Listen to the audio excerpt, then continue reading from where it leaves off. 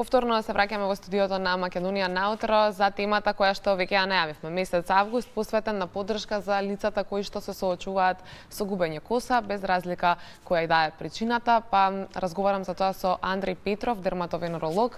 Првото прашање, доктора, ќе ни биде во однос на тоа имаме ли јавна свест за пред се да ги поддржиме луѓето кои што од било која причина се соочуваат со губење коса или веќе целосно ја изгубиле. Не би можел со сигурност да кажам дали имаме јавна свест. Се надевам дека имаме. Јас гледам дека голем дел луѓе имаат потреба да дојдат на доктор, да бидат прегледани, да бидат сослушани, да биде поразговарано со нив. Кај луѓето што имаат губиток на коса, особено оние со тотален губиток на коса, еднакво колку и докторската, да кажам, докторскиот пристап или терапијата, вреди и разговорот со тие луѓе, да им се објасни дека сепак тоа се здрави луѓе, дека тоа што косата паднала не значи дека организмот не е здрав и дека човек не може да продолжи нормално да функционира и дека модерната медицина сепак има средства како со тоа да се справува, така да треба јавната свест да ја јакнеме заедно и ваквите емисии како и оваа вашата се прилог кон сето тоа. Да, ќе зборуваме секако и за современите третмани, но на почеток да спомнеме кои се причините за опаѓање на коса. Најчесто тука на прва се онколошките пациенти кои што можеби имаат најтешката борба, но секако има и многу други причини, особено стресот колку влијае на опаѓање на косата и во целиот тој процес на заздравување на косата повторно, како ни влијае секојдневието? Па добро, има бројни причини за опаѓање на косата. Најдраматично изгледаат покрај овие што вие ги кажавте, опаѓањето на косата кај онколошките пациенти, кој е сепак привремен, кој е резултат на дејството на терапијата која се дава, хемотерапијата, и тоа е нешто што пациентот на некој начин го прифаќа заради тоа што разбира дека во моментот кога терапијата ќе заврши успешно, на што сите се надеваме, косата ќе порасне. И тука треба разговор и од нас и од онколозите заеднички да се тоа објаснува, да се понудат и средства како да се стимулира раст на коса. Меѓутоа, најдраматичните опаѓања на коса се имунолошките типови на опаѓање на коса, така наречената тотална или малигна алопеција реата, кај која целосно косата испаѓа, може да падне не само косата на главата, туку и сите влакна на телото. Тоа е нешто што бара посебен пристап, бара разговори, бара долготрајно следење покрај терапијата што се прави. Има различни видови на друг тип на опаѓање на коса. Стресот секако е фактор.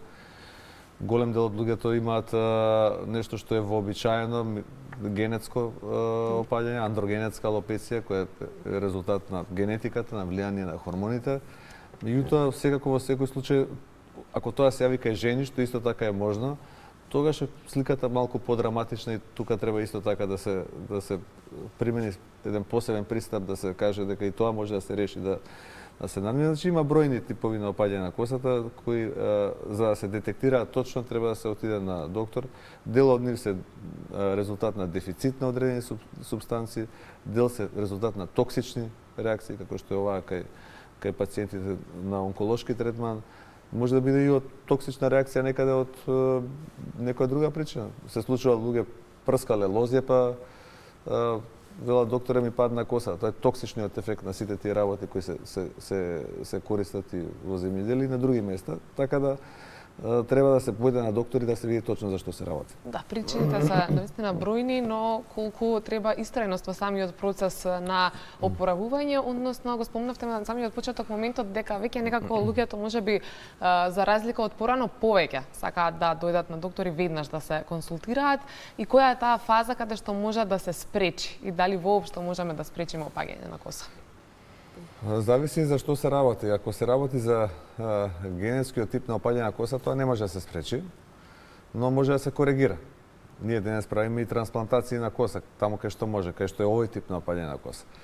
Кај други типови на опаѓање на коса, тоа може да се спречи, да речеме, ако имате дефицит на железо или опаѓање на косата поради анемија, вие со тоа што ќе користите суплемент можете да тоа го превенирате, ако е прашањето дали може превенција да се направи. Меѓутоа има делови, има работи кои не може да се спречат. Имунолошкиот тип на опаѓање на косата не може да го спречите. Заради нешто самиот организам го напаѓа сопственото влакно. Што е тоа точно? Медицината екзактно не може да каже, меѓутоа знаеме дека тоа се случува. Така да најважно е да се тоа рано препознае и да дојде да се лекува. На тој начин може да се спречи понатамошно опаѓање на коса. Тоа е препорака, значи не можеме идеална превенција да направиме, меѓутоа тогаш кога ќе се појави да се отиде на доктор и со давање на лекарства да се спречи на тамошното опаѓање на косата. Идеална превенција секако нема, меѓутоа има ли возраст на која што треба особено да се внимава, дали тоа има улога во однос на опаѓањето на косата, односно таа старосна граница на некој начин, што кажува вашето искуство? Па нема некое, се знае дека да речеме кај мажите до некаде 60 годишна возраст 90% од мажите имаат одреден процент на андрогена алопеција. Некој процент на опаѓање на косата што ни животот се случува. Меѓутоа најинтензивно тоа е во младоста, значи најинтензивно е во периодот на адолесценцијата, тогаш доаѓаат и најзагрижените пациенти, млади луѓе на кои тоа им пречи, кои социјалната компонента има и како битна и тогаш има можност како тоа да се третира и да се превенира, меѓутоа може да настане во било кој период на животот. Имавме често опаѓање на коса во време на ковидот. Значи и вирусните инфекции, силни вирусни бактериски. Тоа беше и дел од следните прашања, со оглед на тоа што има навистина многу голем дел од граѓаните кои што изгубија прилично многу коса за време на корона. Како тоа влијае?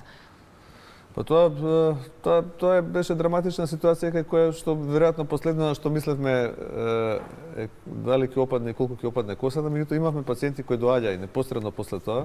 И тука користевме некои нови модерни техники, правевме терапија со плазма, PRP, со боцкање на скалпот, значи со природни сопствени средства да се надминат тие ситуации, нормално и други лекови кои ги дававме. И имаме доста добро искуство, имаме и публикувано некои трудови тоа. Кај нас во мојата болница во Аџибадем Систина ние работиме една техника со боцкање со плазма и со радиобранови со која стимулираме раст на влакно, што се смета дека е многу модерно денес. Меѓутоа работиме и други работи. Пред да го заокружиме разговорот, секако ќе слушнеме изјавата од Сашка Кузманова, која што изработува перики од природно влакно и низината работа навистина ја враќа насмевката на многу лица, значи што им е потребно токму таква поддршка, па ќе дознаеме и во однос на повредените во Кочани колку им била битна низината поддршка во целиот процес на опоравување. Дефинитивно оваа работа за многумина представува нов почеток и многу голема среќа. Најголема среќа како за пациентите, така и за мене.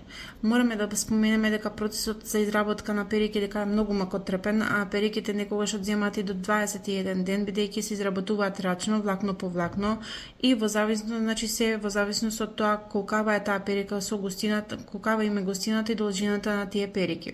Верувајте, ништо не е толку тешко се до моментот кога ќе се стави таа перика на главата на пациентите, значи тоа е чувство кое што не може да се опише, значи дефинитивно само се доживува. Секој пациент е различен, секоја приказна е различна, но јас секогаш се трудам таа перика да го извлече максимумот од себе, значи и таа перика да биде не може нели секогаш да биде иста како што била и косата претходно, но 99% да биде иста како што и претходно им била косата на тие пациенти. До сега, значи, имам изработено 107 перики, значи 107 насмевки сум измамила и секако и што ги имам подарено од тие перики, сите реакции се различни. Можам да напоменам, значи, од овие 107 перики, 7 перики, значи последните 7 перики се подарени за девојчиња кои што беа пожарени во пожарот во Кочани. При разговор со моја соработничка фризерка која што е во Кочани, имавме значи телефонски разговор, таа ме исконтактира, ме праша на кој начин би можеле да им помогнеме, како би можеле да им помогнеме на неколку девојки кои што се опожарени, се срамат да излегуваат, имаат тешки изгореници, не сакаат да излегуваат надвор, изгубена им е самодовербата. Тогаш значи заклучивме дека дефинитивно на тие девојки ќе им помогне тоа да имаат повторно коса, нели? Да им се направат перики и да можеме да им помогнеме да почнат да излегуваат надвор.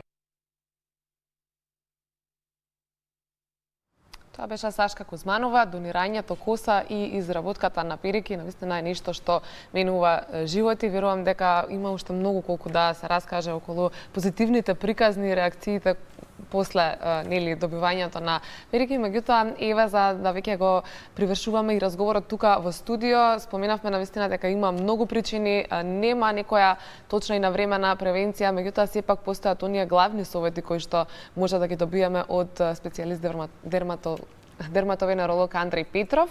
За крај нека биде така, советот особено за жените, девојките, затоа што имавме прилика сега да зборнеме околу начинот на кој што ги стилизираме косите, дека може да биде и една од причините за опаѓање на коса. Па кој е советот? Па тоа е исто еден од начините на надминување на проблемите, меѓутоа кај жените косата е нешто што е битен детал, да кажем, во изгледот и може да се многу помогне со доаѓање на доктор, на дерматолог. Тоа е првата работа, и втора работа е да се користат препораките, може да бидат тоа лекови, може да бидат одредени естетски третмани, во секој случај има начин како да се надмине проблемот. Ви благодарам многу за денешниот разговор. Ви благодарам на поканата. Тоа беше разговорот со Андреј Петров, а веќе тука во студио ни се придржи и колешката Јована Костадинова.